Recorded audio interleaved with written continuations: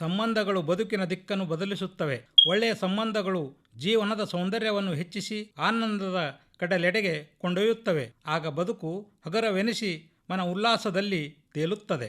ಕೆಟ್ಟ ಸಂಬಂಧಗಳು ಬಾಳಿಗೆ ಕೆಟ್ಟ ತಿರುವು ನೀಡಿ ಅಪಘಾತಗಳಿಗೆ ಈಡು ಮಾಡಿ ದುಃಖಮಯ ಬದುಕಾಗಿಸಿ ಚಿಂತೆಗಳ ಗೂಡಾಗಿಸಿ ದುರಂತದಲ್ಲಿ ಕೊನೆಗೊಳಿಸಲೂಬಹುದು. ಮನುಷ್ಯ ಮಧುರ ಸಂಬಂಧಗಳತ್ತ ಹೆಚ್ಚು ಗಮನ ಕೊಡಬೇಕಾಗಿದೆ. ಇಂದಿನ ಯಾಂತ್ರಿಕ ಯುಗದಲ್ಲಿ ವ್ಯಕ್ತಿ ಸಂಬಂಧಗಳಿಂದ ದೂರವಾಗುತ್ತಿದ್ದಾನೆ.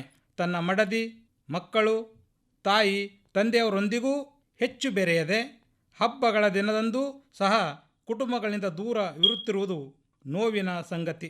ಹಣವಂತರು ದುಡ್ಡಿದ್ದವರ ಜೊತೆ ಹೆಚ್ಚು ಸಂಬಂಧಗಳನ್ನು ಬೆಳೆಸಿ ಆರ್ಥಿಕವಾಗಿ ಅವರ ಸಂಬಂಧಗಳು ಕುಸಿದಾಗ ಅವರ ಜೊತೆಗಿನ ಬಾಂಧವ್ಯ ಕಡಿದುಕೊಂಡು ಅವರಿಗೆ ಮಾನವೀಯ ದೃಷ್ಟಿಯಿಂದಲೂ ಸಹ ಸಂತೈಸದೆ ಅವರಿಗೆ ನಡು ನೀರಿನಲ್ಲಿ ಬಿಟ್ಟು ಬಿಡುತ್ತಿರುವುದು ಸರ್ವಸಾಮಾನ್ಯವಾಗಿದೆ. ಹೆತ್ತ ತಂದೆ ತಾಯಿಗಳನ್ನು ಉಳ್ಳವರು ಮನೆಯಲ್ಲಿ ಆರೈಕೆ ಮಾಡುವುದು ಮರೆತಿದ್ದಾರೆ. ಜೀವಂತ ದೇವರುಗಳಾದ ಮಾತಾಪಿತರನ್ನೇ ವೃದ್ಧಾಶ್ರಮಕ್ಕೆ ತಳ್ಳುತ್ತಿರುವ ವಿಷಯ ನೋಡಿದರೆ ಕರುಳು ಕಿತ್ತು ಬರುತ್ತದೆ. ತಮ್ಮ ಇಡೀ ಬದುಕೆ ಮಕ್ಕಳಿಗಾಗಿ ಮೀಸಲಿಟ್ಟು ಅರೆ ಹೊಟ್ಟೆಯಲ್ಲಿ ಉಂಡು ಮಕ್ಕಳಿಗೆ ಯಾವುದೇ ತೆರದಲ್ಲಿ ಕೊರತೆಯಾಗದಂತೆ ನೋಡಿಕೊಂಡು ಮಳೆ ಬಿಸಿಲೆನ್ನದೆ ಹಗಲಿರಳು ದುಡಿದು ಯಾವುದಕ್ಕೂ ಕಡಿಮೆಯಾಗದಂತೆ ಎಚ್ಚರ ವಹಿಸಿ ಒಳ್ಳೆಯ ಶಾಲೆ ಕಾಲೇಜಿನಲ್ಲಿ ಓದಿಸಿದ ತಂದೆ ತಾಯಿಯರನ್ನು ಅನಾಥಾಶ್ರಮಕ್ಕೆ ದೂಡುತ್ತಿರುವುದು ಕರಳು ಕಿವುಚುವ ಕೆಲಸ. ಆರ್ಥಿಕವಾಗಿ ಸಬಲರಾದ ಬಹುತೇಕರು ಅಕ್ಕ ತಂಗಿ, ಅಣ್ಣ ತಮ್ಮ, ಬಂಧು ಬಳಗದವರ ಸಂಬಂಧಗಳನ್ನು ನಯವಾಗಿ ಕಡಿದುಕೊಳ್ಳುತ್ತಿರುವುದು ಅಮಾನವೀಯ ಲಕ್ಷಣ. ಉದ್ದುದ್ದ ಭಾಷಣ ಮಾಡುತ್ತಿರುವವರು, ಉನ್ನತ ಶಿಕ್ಷಣ ಪಡೆದ ಹಲವರು ಗಟ್ಟಿ ಸಂಬಂಧಗಳಿಂದ ಅಂತರ ಕಾಪಾಡಿಕೊಂಡಿದ್ದಾರೆ. ನೆಂಟರಿಷ್ಟರ ಜೊತೆಗಿನ ಸಂಬಂಧಗಳು ಸಹ ಹೆಚ್ಚು ಮಧುರತೆಯಿಂದ ಕೂಡಿರುವುದಿಲ್ಲ. ಗಂಡ ಹೆಂಡತಿಯ ಸಂಬಂಧಗಳು ಕೆಲವರಲ್ಲಿ ಹಳಸುತ್ತಿವೆ. ಇದು ಮಕ್ಕಳ ಮೇಲೆ ಕೆಟ್ಟ ಪರಿಣಾಮಗಳು ಬೀರಲು ಕಾರಣ. ಮಕ್ಕಳು ತಂದೆ ತಾಯಿಯನ್ನು ಅನುಸರಿಸಿ ಬೆಳೆಯುತ್ತಾರೆ. ನಾವು ಯಾರನ್ನು ಪ್ರೀತಿಸುವೆವೋ ಅವರಿಗೆ ಮಕ್ಕಳು ಸಹ ಪ್ರೀತಿಸುತ್ತಾರೆ. ನಾವು ದ್ವೇಷಿಸಿದರೆ ಅವರೂ ಸಹ ದ್ವೇಷ ಭಾವನೆಯಿಂದಲೇ ನೋಡುತ್ತಾರೆ. ದ್ವೇಷ, ಅಸೂಯೆ, ಅಹಂಕಾರಗಳು ಸಂಬಂಧ ಹದಗೆಡಲು ಕಾರಣವೆನ್ನಲಡ್ಡಿಯಿಲ್ಲ.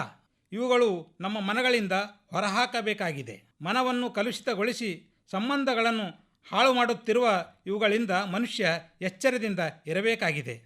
ಬದುಕಿನಲ್ಲಿ ಏಳು ಬೀಳುಗಳು ಸಮುದ್ರದ ಅಲೆಯಂತೆ ಬಂದು ಹೋಗುತ್ತವೆ. ಉತ್ತಮ ಸಂಬಂಧಗಳು ಕಷ್ಟದ ಕಾಲದಲ್ಲಿ ನೆರವಿಗೆ ಬಂದು ನಮ್ಮನ್ನು ರಕ್ಷಿಸಿ ಪೋಷಿಸುತ್ತವೆ. ತಂದೆ ತಾಯಿ, ಅಣ್ಣ ತಮ್ಮ, ಅಕ್ಕ ತಂಗಿಯರು, ಬಾಲ್ಯದ ಗೆಳೆಯರು, ನೆರೆಹೊರೆಯವರ ಸಂಬಂಧಗಳನ್ನು ಯಾವ ಕಾರಣಕ್ಕೂ ಕಳೆದುಕೊಳ್ಳಬಾರದು. ಬದುಕಿನಲ್ಲಿ ಬಡತನ, ಸಿರಿತನ ಶಾಶ್ವತವಲ್ಲ. ಸಂಬಂಧಗಳು ಎಂದೆಂದಿಗೂ ಹಸಿರು ಬಳ್ಳಿಯಂತೆ ಸದಾಕಾಲ ಚಿಗುರೊಡೆದು ಬೆಳೆಯುತ್ತಿರಬೇಕು. ಆನಂದ ಮತ್ತು ನೆಮ್ಮದಿ ಸದಾ ಮನದೊಳಗಿರಬೇಕಾದರೆ ಉತ್ತಮ ಸಂಬಂಧಗಳು ಬದುಕಿನ ಅವಿಭಾಜ್ಯ ಅಂಗವಾಗಿರಬೇಕು. ಕಷ್ಟ ಕಾಲದಲ್ಲಿ ನೆರವಿಗೆ ಧಾವಿಸುವುದು, ದುಃಖ ದುಮ್ಮಾನಗಳಲ್ಲಿ ಸಾಂತ್ವನ ಹೇಳುವುದು, ನೋವಿಗೆ ಸ್ಪಂದಿಸಿ ಅವುಗಳ ಪರಿಹಾರಕ್ಕೆ ಸಹಾಯ ಹಸ್ತ ಚಾಚುವುದರಿಂದ ಸಂಬಂಧಗಳು ಗಟ್ಟಿಗೊಳ್ಳುತ್ತವೆ. ಜೊತೆಗೆ ಅನಂತ ಕಾಲದವರೆಗೆ ಜೀವಂತವಾಗಿರುತ್ತವೆ.